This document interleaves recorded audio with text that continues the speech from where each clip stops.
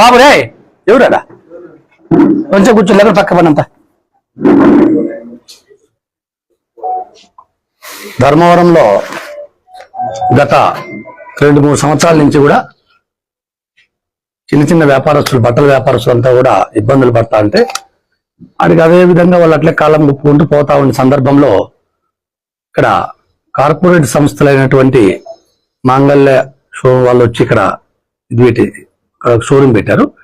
పెట్టినప్పుడు గతంలో నా దగ్గరికి వచ్చారు, స్థానిక శాసనసభ్యుల దగ్గరికి వెళ్ళారు, అప్పటి శాసనసభ్యుల దగ్గరికి వెళ్ళారు, ఇంకా కూడా కొందరు ప్రజాప్రతినిధుల దగ్గర కూడా వెళ్ళారు అనుకుంటే వెళ్ళినా తెలిసి వెళ్తే ఆ సందర్భంగా గత అప్పటి శాసనసభ్యుల దగ్గరికి వెళ్తే ఆయన రానిలేదా ఇంట్లోకి కూడా, ఆయన ఇంట్లోకి కూడా రానిలేదని చెప్పేసి అప్పటికే నాకు వచ్చి కంప్లైంట్ కూడా చేశారు. సరే అదేదో ఆయన అయింది అని చెప్పేసి నేను ఒక 2-3 రోజులు చూసా ఏమన్నా దీని నుంచి పరిష్కారం వస్తుందేమని. కానీ రాకపోతే వీళ్ళు ఏమన్నారంటే, అన్న ఇప్పుడు దసరా పండుగలు జనవరి 1 వస్తున్నాయి కదా, మాకు గతంలో దసరా జనవరి 1 వస్తే 1,00,000-2 లక్షలు అయ్యే వాళ్ళకు కూడా 5,000-10,000 అయితే మీరు వచ్చి స్వయం మంగళ్య షోరూమ్ ఓపెన్ చేయడం వలన అని చెప్పేసి నువ్వు చెప్పడం జరిగింది. నేను మళ్ళీ వచ్చి రిప్లై చేశాను, అంటే మీరు వచ్చి ఒకసారి విజిట్ చేయండి మా షాపులో వచ్చి, మేము చెప్పేది ఏమన్నా అబద్ధం ఉందేమో అడిగారు. అయితే నేను అప్పుడు ఆ షాపులు విజిట్ చేయడం జరిగింది. జనవరికే చేసింది, దసరాకు ముందు పోయి నేను 2 రోజుల ముందు పోయి అక్కడ విజిట్ చేస్తే ఏ షాపులో కూడా అసలు మనుషులు అంటే బిజినెస్ లేకుండా చాలా నిర్మానుష్యంగా అక్కడ ఉండే పరిస్థితి చూసి నేను కూడా చెల్లించిపోయినా. ఆ రోజు చెల్లించిపోయినప్పుడు వీళ్ళు అడిగారు, ఏం చేస్తే మీకు ఈ పరిస్థితులు తగ్గుతాయంటే, యాక్చువల్గా ఇతర ఊర్ల నుంచి వచ్చే వ్యాపారస్తుల వల్ల నష్టం జరుగుతుంది, కానీ ఇంత నష్టం లేదు. ఎంత నష్టమో మాంగళ్య షోరూమ్ వచ్చిన తర్వాత జరిగిన నష్టం ఎప్పుడు జరగలేదు. అంటే పూర్తిగా బంద్ చేసుకునే పరిస్థితి వచ్చేసరి ఈ విధంగా మాకు ఎందుకు ఇంత అధ్వానమైంది, ముందు నుంచి ఇది విధంగా ఉంటే లేదు, ఈ మాంగళ్య వచ్చిన తర్వాత మొత్తం మాకు ఈ బిజినెస్ అంతా పోయింది, అది తీసేసి తప్ప మేము బాగుపడలేమని చెప్పేసి వీళ్ళు చెప్పడం జరిగింది. అప్పుడు ఇంటింటికి షాప్కి వెళ్ళాం, లైవ్లో వెళ్ళి వాళ్ళ వివరాలు తీసుకున్నాం, వాళ్ళ బాధలు విన్నప్పుడు వాళ్ళు ఒకటే కోరిక అడిగారు, మమ్మల్ని మేము బాగుపడాలంటే ఫస్ట్ ఈ మాంగళ్య షోరూమ్ రద్దు చేయాలని చెప్పేసి అడగడం. అవి లైవ్ లో కూడా ఉన్నాయి, మనం చెప్పిన స్టేట్మెంట్లు కూడా ఉన్నాయి. తప్పకుండా మా ప్రభుత్వం వస్తే మాంగళ్య షోరూమ్ ని ఇక్కడ రద్దు చేపిస్తాం, ఇక్కడ మూసేపిస్తామని చెప్పి ఆ రోజు నెలకు ఆ యొక్క విలేకరులు అక్కడ మా ప్రెస్ కూడా వచ్చినట్టుంది. అక్కడికి వచ్చిన ఆ సందర్భంగా వీళ్ళకి మాట ఇవ్వడం జరిగింది. తప్పకుండా ఆ మాట ప్రకారం నేను ఇంకా టైం ఉంది కూడా అనుకున్నా. యాక్చువల్గా ఇంకా వచ్చి నెల కూడా గల ప్రభుత్వం తట్టుగా చూద్దాం అనుకుని అంతలేక వీళ్ళు గత 2 రోజుల నుంచి మేము వస్తాం, మిమ్మల్ని కలవాలంటున్నారు. ఏం వీళ్ళు డిమాండ్ అంటే, ఈ యొక్క ఇతర ఊర్ల నుంచి వచ్చినటువంటి వ్యాపారస్తుల్ని మాంగళ్య షోరూమ్ ని రద్దు చేయాలనేది, ఇక్కడ లేకుండా చేయాలనేది వీళ్ళ యొక్క ఉద్దేశం. తప్పకుండా మీకు ఆ రోజు నేను మాట ఇవ్వడం ఏమంటే, మాంగళ్య షోరూమ్ ని తప్పకుండా నేను మూసేయిస్తానని చెప్పేసి మీకు మాట ఇచ్చాను. అదైతే వాస్తవం. తప్పకుండా దాన్ని నేను కట్టుబడి ఉన్నా. తప్పకుండా మాంగళ్య షోరూమ్ అది ఖచ్చితంగా డెఫినెట్ గా మూతేస్తే తప్ప మీ యొక్క బతుకులు బాగుపడవని మీరు చెప్పడం వాస్తవం, నేను మీకు మాట ఇవ్వడం వాస్తవం.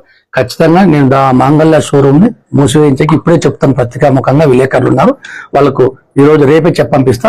10 రోజుల లోపల మీరు మాంగళ్య షోరూమ్ బంద్ చేసుకోండి ధర్మవరంలో అని చెప్పేసి చెప్తా. బంద్ చేసుకోకుండా స్వయాన మా జనసేన పార్టీ దాన్ని ముందు మీకు ఆ రోజు జనసేన పార్టీ ఆధ్వర్యంలో మేము వచ్చి మీకు మీ సమస్యలు విన్నాం, మీ డిమాండ్లు విన్నాం, మీ బాధలు చూసాం, మీ కష్టాలు చూసాం. కాబట్టి ఖచ్చితంగా జనసేన పార్టీ అక్కడికి వెళ్ళి తప్పకుండా మాంగళ్య షోరూమ్ వాళ్ళు మూసేసుకోకపోతే మేమే దాన్ని ఖచ్చితంగా మూసేస్తాం తప్పకుండా. దాంట్లో ఎలాంటి అభ్యంతరం ఆ మాంగళ్య షోరూమ్ లో కూడా ఎవరెవరు ఆ మాంగళ్య షోరూమ్ స్థలం కానీ ఆ యొక్క భూమి కానీ దానికి సంబంధించింది కానీ అది కూడా కబ్జా చేసిండేది యాక్చువల్గా తెలుసు నాకు. అది కూడా ఇతరుల నుంచి లాక్కొని అంటే ఈ ధర్మవరం పట్టణంలో ఉన్నటువంటి ఎన్నో అంటే వాళ్ళ తరతరాల నుంచి ఇక్కడ స్థిర నివాసం ఉన్నటువంటి వాళ్ళతో ఈ యొక్క కొందరు ఇక్కడ వైసీపీ గోండాలు రౌడీలు కబ్జా చేసి ఆ స్థలాన్ని ఒక వ్యాపారస్తునికి ఇచ్చారు. వ్యాపారస్తుడు ఎవరు, శ్రీనివాస జ్యువెలర్స్ ఆయనకి ఇచ్చేసి వాడి ద్వారాగా అది అంటే వాడు బినామీ, ఇక్కడ ధర్మవరంలో ఒక బినామీ, ఇక్కడ వైసీపీ వాళ్ళకు బినామీ వాడు శ్రీనివాస జ్యువెలర్స్ వాడు. ఇక్కడ వైసీపీ వాళ్ళకు బినామీ అని చెప్పి గతంలో కూడా మన వాళ్ళు నాకు ఎన్నో సార్లు చెప్పారు. వాడి ఇదే డ్యూటీ అని వాడి వేరే పనులే. ఎక్కడెక్కడ వైసీపీ గుండాలు రౌడీలు కబ్జాలు చేస్తే అవన్నీ భూములు కూడా ట్రెండ్స్ కూడా వందే కదా, అది కూడా అది కూడా కబ్జా జరుగుతుంది. అది కూడా ఏదో పంచాయతీ చేసేది లాక్కునే భూమి తీసుకున్నట్టుంది. వాడికి వేరే పనులే, వానికి వానికి ఇదే డ్యూటీ వైసీపీ వాళ్ళతో ఎక్కడెక్కడైతే భూములు వాళ్ళు కబ్జాలు చేస్తారో వాళ్ళు ఏం చేస్తారంటే 100 రూపాయలు, 1,00,000 రూపాయల భూమిని 10 రూపాయలు, 20 రూపాయలు, 50 అంటే 1,25,000 అట్లా ఇచ్చేసి లాక్కుంటారు ఈ వైసీపీ గుండాలు. లాక్కుంటే ఏం చేస్తారు, లాక్కొని ఏం చేస్తారంటే వీడు బాగా డబ్బులు ఉన్నాడు, వీడిని పిలిచి లాంటి కట్ట కట్టేసేది. వీడేం చేస్తారంటే అర్ధ రేటుకు 40 రేటుకు తీసేసుకొని దాని పెద్ద పెద్ద షాపింగ్ మాల్ అన్ని కట్టి, ఇప్పుడు మాంగళ్య ఒకటి కట్టాడు, అక్కడ టెన్స్ ఒకటి కట్టాడు. ఇంకా వాడిని దాదాపుగా ఈ ధర్మవరం పట్టణంలో 100 కోట్లు ఆస్తులు ఉన్నట్టుండే. అంటే ఈ విధమైనటువంటి ఇటువంటి అది వాడు చేసుకునేది ఒకటి కాకుండా మళ్ళీ అటువంటి కార్పొరేట్ సంస్థలను ప్రోత్సహించుకుంటూ వాడు ఇటువంటి వాళ్ళ పొట్టలు కొట్టే కూడా కారకుడు అవుతా ఉన్నాడు. వాడిని ఖచ్చితంగా చెప్తా ఉన్నాం, ఖచ్చితంగా వాళ్ళకి సంబంధించినటువంటి ఈ యొక్క మాంగళ్య షోరూమ్ ని ఖచ్చితంగా జనసేన పార్టీ ఖచ్చితంగా డెఫినెట్ గా దాన్ని రద్దు చేస్తూ దాన్ని బంద్ చేపిస్తాం, మీకు మాట ఇస్తా ఉన్నాం, డెఫినెట్ గా చేపిస్తాం. అదే విధంగా వాడు ఏమేమి ఎక్కడెక్కడ వాడు ఈ వైసీపీ గుండాలతో ఖచ్చితంగా కబ్జాలు చేసినవన్నీ ఎక్కడెక్కడ కొన్నాడు తప్పకుండా వాడిని డెఫినెట్ గా అన్ని కూడా ప్రజలకు అంటే ఎంత వీలైతే అంతవరకు చట్టపరంగా ఏ విధంగా చేయగలం. చట్టం చేతిలో ఒకవేళ చట్టాన్ని వాడు చేయలేకపోతే ఇంకా చట్టాన్ని తీసుకుంటే కూడా వెనుకాడ పరిస్థితి ఉండదు, కంపల్సరీ చెప్తా ఉన్నాం.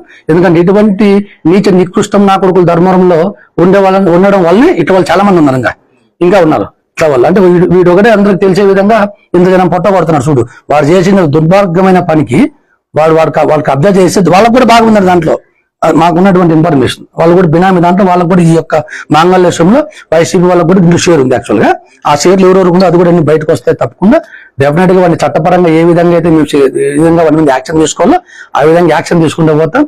ఆ యొక్క మాంగళ్య షోరూమ్ ఎవరైతే ఓనర్ ఉన్నాడో అంటే ఆ స్థలం ఓనరు ఆ యొక్క ఆ యొక్క ఇంటి ఓనరు ప్లస్ వాడు ఇంకా ఎక్కడెక్కడ వాడు ఈ వైసీపీ వాళ్ళతో తీసుకున్నాడు ఇవన్నీ కూడా బయటకు తీస్తాం తప్పకుండా. తీసి ఇటువంటి అమాయకులను ఇబ్బంది పెట్టే విధంగా వాడు తీసుకున్నాడు 10 రూపాయలు సంపాది అది వేరే, కానీ మళ్ళీ ఏం చేస్తున్నాడు ఇటువంటి అమాయకమైన ప్రజలను వాడు షోరూములు కట్టి ఇటువంటి వాడు పేదలు పట్టగొడుతున్నాడు. వాడు అంటే వాడు ఒకటే ధర్మవరం లేదు బాగుంటే సార్ అనుకుంటున్నాడు, ధర్మవరంలో ఉన్నటువంటి వాళ్ళంతా నాశనం అయిపోతామని నేను ఆ వైసీపీ గుండాలు ఒకటే బాగుంటేమని అనే పరిస్థితుల్లో వాడు శ్రీనివాస రెడ్డి వాడిని ఖచ్చితంగా వాడిని షోరూమ్ బంద్ చేపించే విధంగా మన పోరాటం ఉంటుంది.